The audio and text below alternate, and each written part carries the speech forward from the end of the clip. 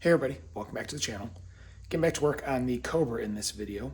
Last video on the car, I went ahead and got the top of the engine pretty much reassembled, got the intake manifold reinstalled and walked through that process. This video, I am going to crawl under the car and get to work on the bottom end of things that I need to wrap up. So this is going to be, the oil pan, oil pump. I'm going to pull off rear main bearing cap, make sure that that's resealed and there's no oil leaking between the cap and the block, things along those lines. So that being said, I'm going to get the phone turned around and get to work on the car. All right, back under the car, and most of the bolts for the oil pan are actually already out from when I was doing the timing cover. So first thing I'm going to do is remove the oil temp sensor that I have in the old oil level sensor location when it was a stock Mustang. So get that pulled out so I can go ahead and relocate, because this is actually the water temp sensor. I screwed it up previously. Whoops. So I'm going to get that relocated up to the intake manifold, and then I can go ahead and get this dropped out. All right, and oil pan is dropped. I removed that sensor and all the adapters I had getting it installed. Good news is, everything was clean in here. Looking at that screen, there's no debris on it or anything.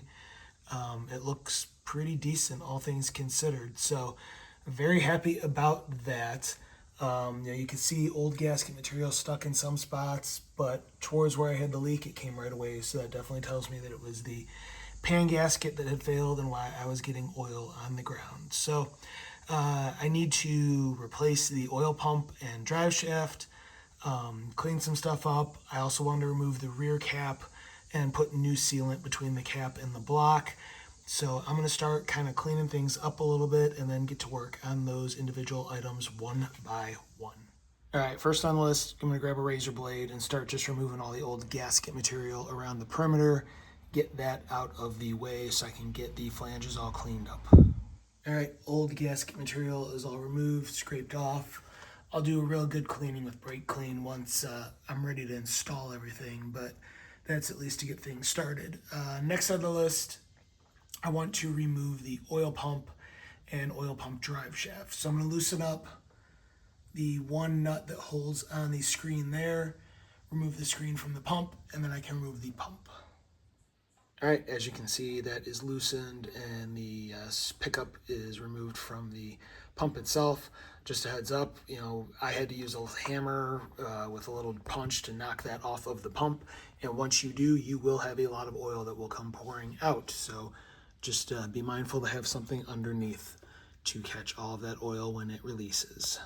Next on the list is the 2 bolts for the actual pump itself. All right, and there you can see oil pump and drive shaft have been removed from the engine. I also did go ahead and take down the screen pickup assembly just because it'll be a lot easier to clean the gasket off of that end versus leaving it up there dangling.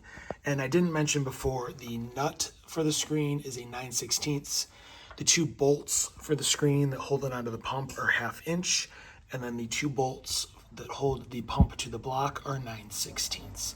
I used short sockets for those 2 that hold the pump on. Everything else I used long sockets and extensions where needed.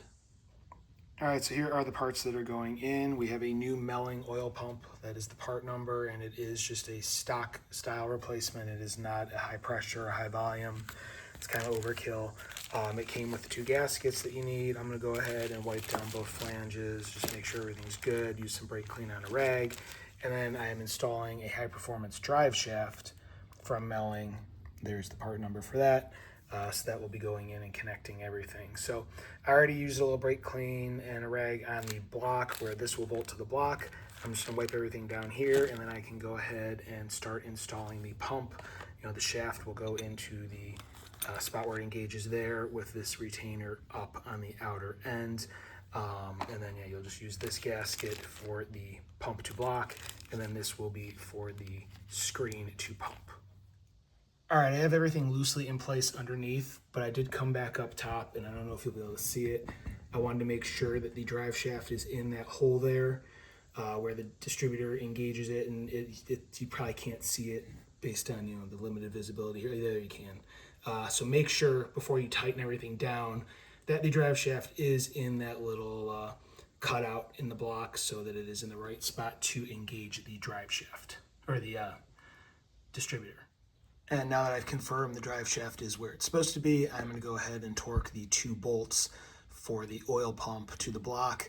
Spec is 22 to 32 foot-pounds, and that is using a 9/16 socket. All right, everything is in and torqued. I did need to use a crow's foot with my torque wrench on this one just because it was too big to get the head of the wrench in with like the webbing for the oil pump. So just a heads up there, you may need a 9/16 crow foot depending on the torque wrench you are using. So next is going to be cleaning the old gasket off of the pickup tube, get that ready to install, and then get that put into place. All right, and you can see the pickup tube is loosely in place with the gasket and everything. I went ahead, scraped off the old gasket material with a razor blade. Be careful not to get any down the tube, but I did still spray some brake clean up into the tube, like this angle, while this was at the bottom. I was holding the other end upright, so anything that might have gotten in there would be flushed back out from gravity. And then I also sprayed into the screen because you only have this little bit exposed. I sprayed brake clean in there in case there was any debris or anything up sitting on the bottom of this, and nothing really came out, but I did it a couple times just to be safe. So now I'm gonna go ahead and torque everything. The nut right there goes to 22 to 32 foot-pounds, and the 2 bolts are like 18 foot-pounds. So I'm gonna go ahead and get everything torqued. All right, everything is torqued, so that is job done on the oil pump and drive shaft. Next on the list, I want to pull that rear main bearing cap because there is a thin coat of sealer between that and the block, and that is a possible spot where oil can leak. And I just want to make sure that that is not going to be any part of my future oil leaks. So I'm going to go ahead and remove those 2 cap bolts, drop the cap, clean everything up, and reseal it. All right, and as you can see, rear cap is removed. Bolts are 3/4 bolt heads. Just used a breaker bar to pop them loose, and then just lightly tapped each side back and forth a couple of times with a hammer until it dropped out of place. Pretty straightforward. Once it was down, I went ahead and removed the rear main seal because that's like the easiest way to do it because half of it is exposed and it'll just slide off. So that's removed. Good thing is, looking at it, the bearings look pretty good. I don't see any heavy wear or anything like that, so I'm just going to pop it back together as is. And then here is the area that you want to put a little bit of sealer because, behind that you're going to have the rear main, and then you're going to have the oil pan gasket. But this area right here, if oil were to seep out ever so slightly, it's going to go past the oil pan gasket, which is in this groove, and the rear main, which is here. So that's just that little spot where you want to put a little sealer. So I'm going to clean off the top of that bearing cap as well as the block in that area and get a tiny little dab of sealer on there and get it reinstalled. All right, some fresh oil on the actual bearing itself and a tiny little smear of sealer. That's the Right Stuff gray that I've been using elsewhere. And now I can go ahead and reinstall this. Main bearing caps go to 70 foot-pounds. So I'm gonna go ahead and get this one installed, and I'm gonna go over all the other ones since I'm in there and make sure they are all torqued to 70 foot-pounds. We'll be back once this is complete. All right, and it's reinstalled and torqued. I made that comment about going back and doing all the other ones, but I forgot I can't access most of them because there's things in the way now. So the rear one's done. And also what I would advise you do, which I did, is once it's installed and torqued, take a rag and just inside here where the flanges meet, just wipe it out, make sure there's no sealant that came through and will harden and be in the way of your rear main when you install it. Much easier to do it now when it is soft versus when it hardens. All right, so next up is preparing for the new oil pan. So I'm gonna go ahead, wipe down all of the mounting flanges with brake clean and a rag a couple of times, make sure there's no residue, oily debris, anything like that. And then I'll come back once that's done and go through the next steps of the process. All right, wipe down the block, and now it's time to go through what I'm gonna be installing. This is the oil pan I'm using. I got it from CFR Performance, and it's basically like the zinc look coated oil pan. It's pretty much a standard replacement. It has the hole for the oil level sensor, which I use for an oil temp sensor, and then it has the dual sump drains and everything. As far as gaskets go, I'm using Felpro.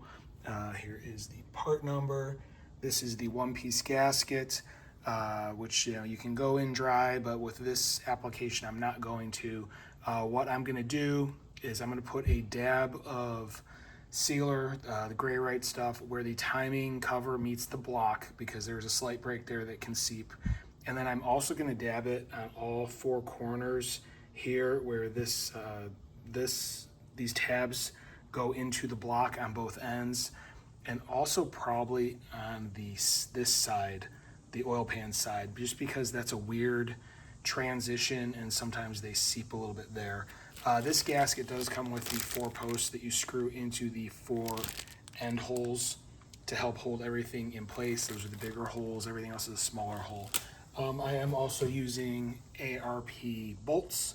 These are stainless, so I will need to put anti-seize on all of them, but it is the proper bolt set for a vehicle that doesn't have the spacers that go down the sides, which I do not have. There's some Mustangs which have like a metal bar that goes around each side. If you have those, there's a different kit that has longer bolts. I don't have those. So that being said, I'm gonna get everything wiped down and get this installation started. All right, it's hanging in place, and like I said, I put a dab of sealer on the 4 corners where those little notches go in, as well as where the timing cover meets the block. So now I'm going to go ahead and put a little dab on the 4 corners where the oil pan will meet the half circle portion of the gasket, and then I'll get the oil pan popped up on the little retainer posts, and then I can start bolting things in. All right, and as you can see, all the hardware is loosely installed. I'm going to go ahead and grab the torque wrench. These all get torqued to 108 inch-pounds. It's 9 foot-pounds, but I only have an inch-pound torque wrench that goes that low, so I did the math and it works out. But yeah, those little helper things helped a lot. And just a little trick, if you try and start from the center, you're going to have a nightmare of a time trying to fight. I started from the rear and worked my way forward, and that seemed to be the easiest way to start getting all these bolts in. So just a heads up on that. So I'm going to go ahead and get everything torqued. All right, and there it is, bottom end all wrapped up as far as the oil pan and everything I needed to fix or replace on the underside. Everything is torqued to spec, and again, I did use anti-seize on every one of the bolts since they are stainless steel, and I did not want to have to worry about any galling of the metals with the bolts. So that is all done and looks pretty good. All right, I think that's a good stopping point for this one. Next video, I will pick up with getting the rest of like the ancillary items bolted back on. I still have some stuff on the front of the engine, and then I start plugging things back in, getting everything on top of the intake, all that fun stuff. So if you like what you're seeing, you want to follow along, please hit like, please hit subscribe, please hit the notification bell. If you have any questions or comments, please leave them in the comments section below. I do review them. I will reply. I do have a second YouTube channel devoted to firearms. If that's something that interests you, please check it out. There is a link in the description below. I also have a Rumble channel where I'm posting firearm content. If you're on Rumble, I would appreciate it if you'd head over there and follow my page. Link in the description of this video as well. I do have some merch that I'm selling. You may see some items below this video. If not, there is a link to them in the description of the video as well. That being said, thank you very much for watching, and have a great day.